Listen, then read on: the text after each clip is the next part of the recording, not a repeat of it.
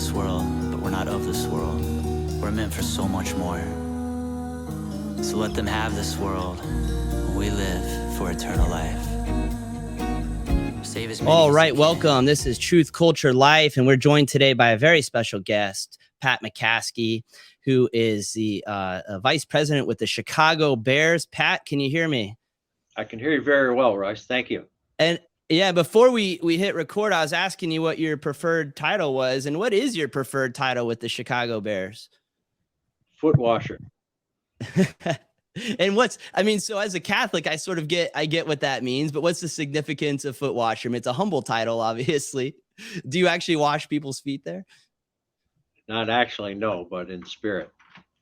In spirit. I love it. I love it. So let's talk about that. We're going to be talking about faith, sports, and I want to talk about fatherhood as well. I've heard you speak several times now about the importance of fatherhood, and so we'll get into that last. So you're a practicing Catholic who loves Jesus Christ. And I know you as somebody who's a thoughtful leader who's been, you're precise, but you're also creative. And what a lot of people don't realize, I mean, you've got this amazing NFL career and these things that you do in professional sports, but you're also involved in a number of other projects as well, including Catholic Radio and then an organization called Sports Faith International. So how big of a role does faith play in your professional career? Oh, it's the most important part. Yeah. Can you tell us a little bit about that? I mean, how much can you, so, I mean, in professional sports, for example, is there a balance between, being a practicing Catholic and working in an industry like the NFL? Well, my grandfather, George Halas, started the Chicago Bears in 1920. He played on the team for 10 years. He coached the team for 40 years. He was the owner of the team for 62 years until he died in 1983 at the age of 88. And he passed the team on to his family. We're trying to extend his legacy. That legacy has two parts: win championships and help other people. I saw my grandfather live what I call the 10 Commandments of football, and I've written them. If you'd like to hear them. I'd love to, please. 1, football is a wonderful game. There's blocking and tackling and much, much more. Be enthusiastic. 2, weddings, births, and vacations should take place during the off seasons. 3, remember the Hupmobile in the original meeting. 4, all previous games are preparation for the next one. 5, obey the personal conduct policy. 6, work for the good of the league. 7, win championships with sportsmanship. 8, you shall not criticize the officials. 9, you shall not covet other teams' coaches or players. 10, game times are tentative and subject to flexible scheduling. Let me ask you something. I mean, is there any wiggle room there on 1, disagreeing with the officials or coveting other players? No, when you criticize the officials, you're subject to fines, and that goes for coveting other teams' coaches or players. You must have permission to recruit other teams' coaches or players. Sure. So great. So yeah, that's great to know. And one question, I was talking to some of my friends and family coming into today, and one of the questions that somebody asked, say, do you share any aspects of your faith with any members of your professional team there at the Bears? Well, I try to live the gospel, and if people ask questions like you're asking now, I'm happy to try and answer them. Yeah, that's great. And so living the gospel, I think, is so important for so many people that are listening, that are involved in secular work. I mean, the fact is that they'll know us by our love. They'll know us by the way we conduct ourselves. So I understand that completely. Another funny question that I was asked is, do teams still pray in locker rooms? Are there players that do things like that? Yes, there are players and coaches and people who work for the Bears who do things like that. The Bears, like many teams, have mass and chapel service before every game, home and away. And we Oh, try to that's get great. the Pope because we think our games are important.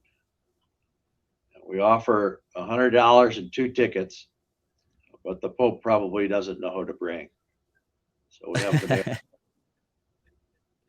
Yeah, that's funny. You know, I actually, one of the professors from my law school was for a time, and she still may be there. Her name is Jane Adolph, and she was an ambassador from the Holy See to the UN. So I could reach out to her, and I'll let her know about that invitation and have her reach out to the Pope for you. I don't know if she has a direct line or not, but we'll see. well, we believe in miracles. Absolutely.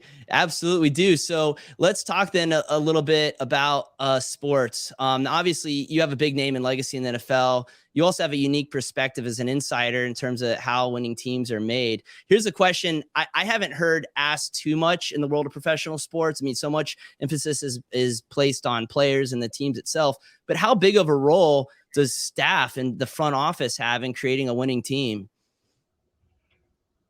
I think the staff is very important to the team, the coaches and the players. You really need to work hard to get great players, and then you really need to work hard to get everybody working together. And then you need to be very lucky and have very few injuries. Absolutely. And talking about talent on the field, Justin Fields had a solid season. And it looks like the Bears, I mean, obviously we're still in the season, but it looks like the Bears are going to have a top 5 draft pick in 2023. What sort of talent do you think that that Ryan's going to be looking for heading into the draft season to support Fields on the field? Well, first of all, let me talk about Justin a little bit. He's very dedicated. He's very talented. And when he messes up, he owns up. Everyone appreciates that. At the Bears Chapel services, he either says the prayer or he reads scripture. And in terms of the next draft, we want to build our championship teams through the draft. That's very important to get people of great ability and great dedication. And Justin Fields is a fine example of that. The usual draft cliches still apply, but we would be interested in the best player available regardless of position. No, that's great. Yeah, no, that's wonderful to hear that that players are involved, you know, off the field and on the field. And I love the point on messing up and owning it. I think that's a big lesson. And I talk a lot with people about things like manhood and fatherhood. And I think so much in our culture these days, our young people are being taught to make mistakes and then they get away with those mistakes and there's no accountability. I guess as a father, and tell us a little bit. I mean, I know you have children, you have some grandchildren. I think you have some newer grandchildren too. Is that right? Can you tell us a little bit about your kids and your family? First of all, for my 33rd birthday, my uncle Jim McCaskey called me on the telephone and made a great speech. He gave me permission to date.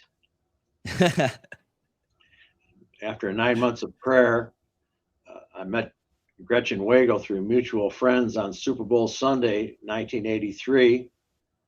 And I called her the next night and said, I have a challenge for you. My parents are celebrating their 40th wedding anniversary next Saturday, and I'd like you to attend. She said, gosh, that really is a challenge. I accept. So at my parents' 40th wedding anniversary celebration, she got to meet everyone. My parents have 11 children, and our cousins and aunts and uncles were all there. She got to meet everyone right away. And 4 months later, we looked at a house that was for sale. And after the tour, she asked me, "Why are you looking for a house?" And I said, "In case you want to get married." And she accepted my invitation.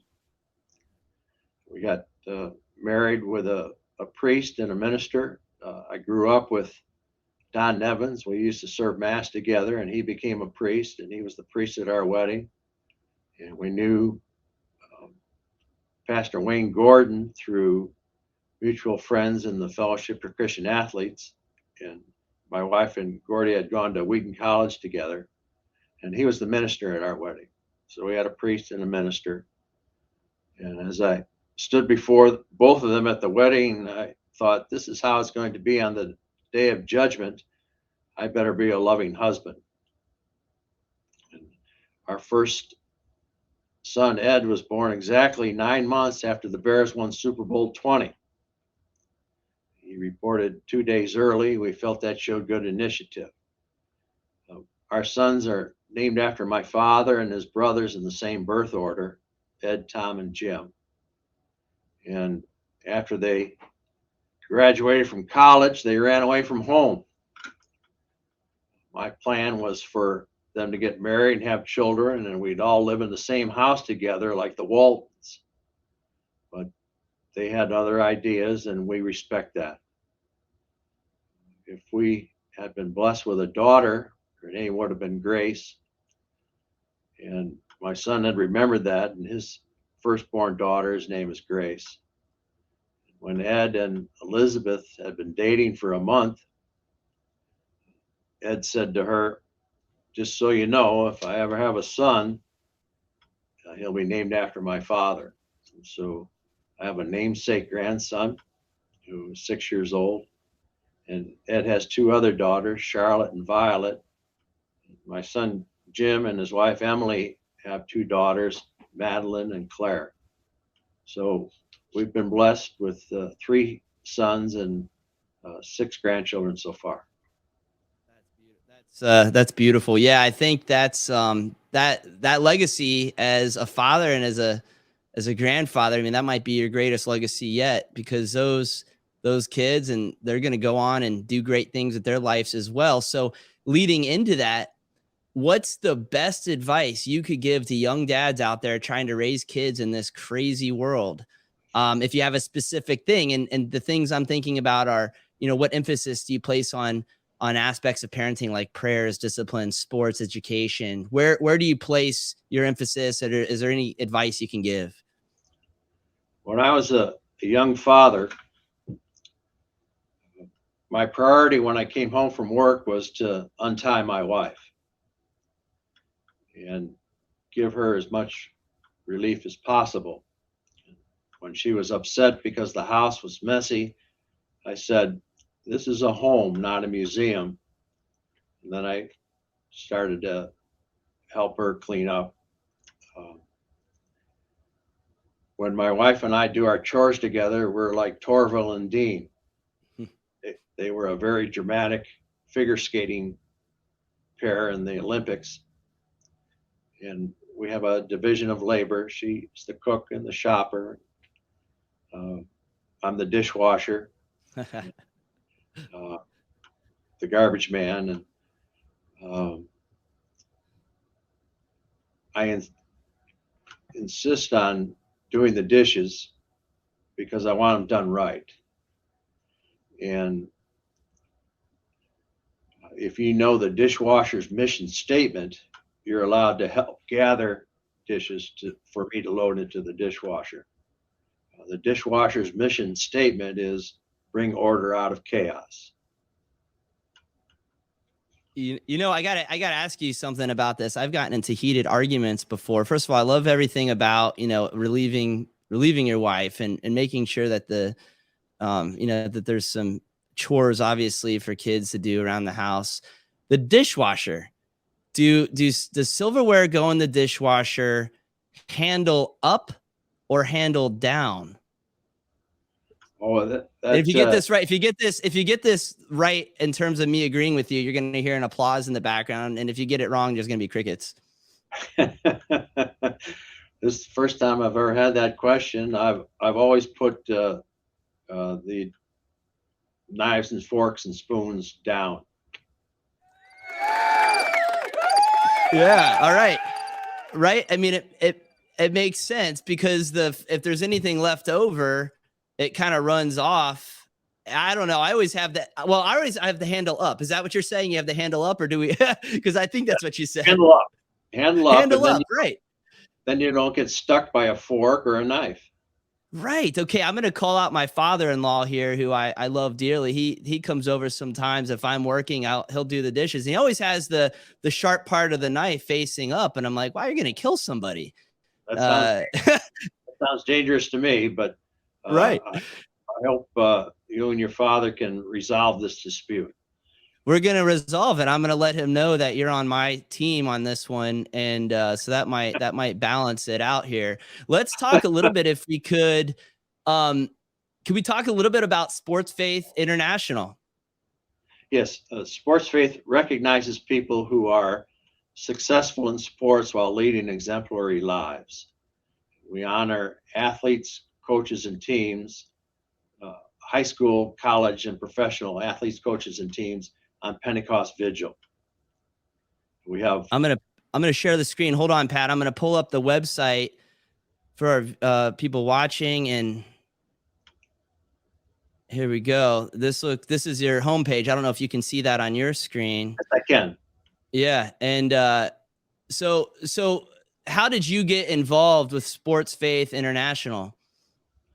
Well, I received a call one day from Tom O'Connor, who was one of the founders of Sports Faith, and I was cordially invited to be a part of the group, and that was in 2008. And we have banquets each year on Pentecost Vigil, and we also have Bishop Sheen Awards on the weekend of the Bears Bye weekend. And we won't know that until next May when the schedule's announced. But we've had very good banquets. Jesus said eternal life is a banquet. So when we have our Sports Faith banquets, we try and have them as previews of heaven. This is great, and it's really wonderful. I mean, it looks like you already have a number of inductees, and if I'm not mistaken, it looks like you're going to be going into the 15th annual inductee ceremony. What can we expect? It looks like you've got the names. Do you have the names yet for the 2023 in terms of who's been nominated? Yes, Ken Leonard is the winningest high school football coach in Illinois. He coached for 43 years and is retired. He has 419 victories, 8 defeats with 6 state championships. And he taught his athletes to be great people. He grew up in Shumway, which is a small town like Nazareth. Mm-hmm. That's great. Kellen Clemens was an NFL quarterback. Travis Lulay was a Canadian football quarterback. Tim McCarthy was born in Chicago. He went to Leo Catholic High School and played football for the University of Illinois. And he joined the United States Secret Service. He defended President Reagan during the assassination attempt on Reagan's life in 1981. The common denominator of Sports Faith Hall of Famers is that they think they don't deserve it. And so I provide a Jack Benny quote. Jack Benny said when he received a particular award, "I really don't deserve this award, but then again, I have arthritis and I don't deserve that either." When you said that, the first thing that came to my mind is the old Russell Crowe film Gladiator. Do you remember that movie? And I have not seen that yet. oh my goodness. All right. So movie night, it's an epic, and Maximus is like this great general, and the emperor basically says, listen, I'm giving the empire to you instead of to my son, who's a bad guy. And Maximus says, well, I just don't want it. And he said, well, that's exactly why you deserve it. You don't want to be the leader, which is why you need to be the leader. But so I don't know why I always think of movie references. I'm a bit of a new movie nerd. So yeah, and it looks like was it last year you had 3 inductees. Was it Patrick Ellers, Marie Bufford, and Patrick Steinberg? Is that right? Do those names sound familiar? Steinberg? It was Maury Buford. It was the Maury, that's right. In the Bears 1985 championship team. Pat Steinberg played quarterback for the University of Notre Dame, and Pat Eilers played defensive back and special teams for the University of Notre Dame. That's great. Yeah, and I saw that Patrick is a board of directors with Women's Care Center in LaGrange. Interestingly enough, there's a women's care center here in Peoria, and they do amazing work in the community with helping women before and after pregnancy. And it's just phenomenal. That's a fantastic organization. And so is this an organization that people can support in any way? And we'll be sure, we already shared the website, but we'll be sure to post the website for folks. But is this something that people can support? Yes, it certainly is. The banquet will be at the Lincolnshire Marriott Resort, and we'll start with Mass at St. Pat's Church in Lake Forest, and Bishop Paprocki of Springfield, who is a native Chicagoan, will be the celebrant. That's great. Yeah, and Pat Brocky is actually the chairman, or he might be the chaplain of the board for an organization called Life Runners. Have you ever heard of Life Runners by any chance, Pat? It sounds like something that's most appropriate for Bishop Paprocki because he runs a lot of marathons. He does. So yeah, these guys are amazing. They do marathons across the really the world. I think there's 20,000 members now, including countries like Africa, and Pat Brocky's the chaplain. And I think it was by accident. My understanding is he just got a phone call. Hey, would you do this for a year or two? And he said, sure. And they haven't let him retire since. No, he's a great guy. And then listen, in the last couple of minutes that we have here, let's shift into WSFI, a Catholic Radio Chicago. Wow, what a organization that is. And WSFI just had its annual banquet as well. How are things going with Catholic Radio Chicago? And can you tell us a little bit about your work with that organization? Well, Sports Faith has a radio station, WSFI. It's 88.5 FM. The studio is in Libertyville, and the tower is in Antioch. And we broadcast in northern Illinois and southern Wisconsin. Yeah, and I think so. I think that signal actually hits into parts of Indiana as well, if I'm not mistaken. Yeah, and on a good day, yes. Well, interestingly, if I'm driving from Chicago to Peoria, I can pick it up and it will stay with me in Peoria. And I've heard a few other people suggest they pick it up here as well. But then obviously once you hit the radio off, you don't get it back again. So you've got a fairly good signal there. Where do you see the future of that, and how with respect to Catholic radio? I mean, what sort of listeners do you get? Is there support for that apostolate in and around the Chicagoland? Yes, there is listener support, and we hope to keep the station going until the second coming. That's excellent. Yeah, that's great. And listen, so between the NFL, Sports Faith International, WSFI, being a father, being a grandfather, what do you do in your free time? I write books. Yeah, you write books? Yes. I was an English major because I wanted to be a writer, and now I'm the author of 11 books.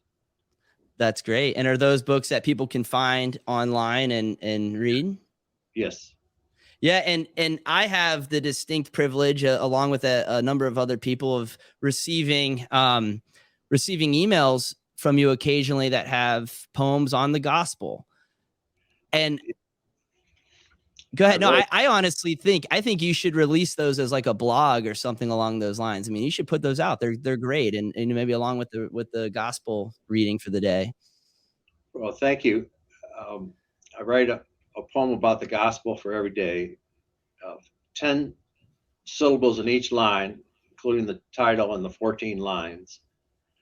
So sometimes to fill out a line, I throw in an amen. Sometimes when I need one syllable, I use Christ. When I need 2 syllables, I use Jesus. When I need 3 syllables, I use Jesus Christ. So it helps to have that flexibility. I send it to about 75 people a day.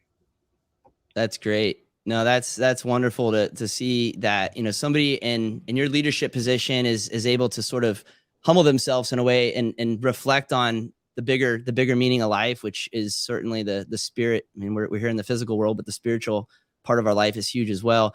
I really want to thank you for taking the time to be on Truth Culture Life this morning. And to just be with us and for all the great work that you do.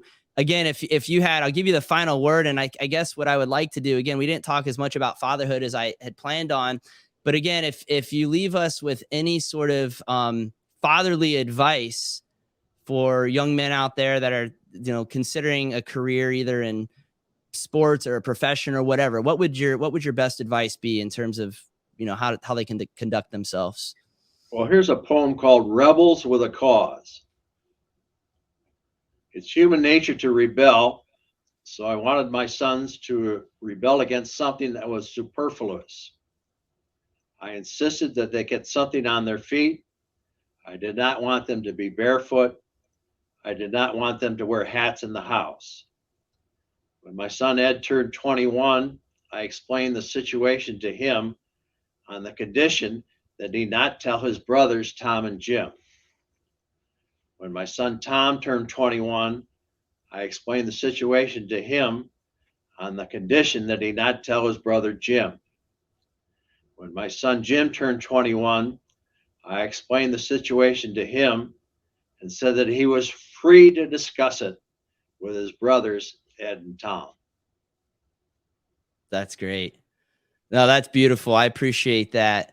And one other question for you. I'm curious, Pat, and it's sort of jumping back, and I promise we'll be done here in a second. On the Catholic radio front, that's predominantly talk radio. Do you see any future for music on Catholic radio in general? Oh, I hope so. Perry Como was an excellent husband, and I appreciate him. He's my favorite singer. He was a great Catholic, and if we can get his music on Catholic radio, I think the world would be a better place. He actually, the Como family actually donated the crucifix at St. Jude Parish in Tequesta, Florida, where I grew up. So yeah, that'd be great. Well, listen, thank you again for joining us today. Really appreciate your time, and I hope we can get you back on here at some point to follow up on all the work that's going on with Sports Faith, the Bears, and Catholic Radio. Thank you. It was great to be with you. Have a Hall of Fame day. All right, you too, Pat. Thank you.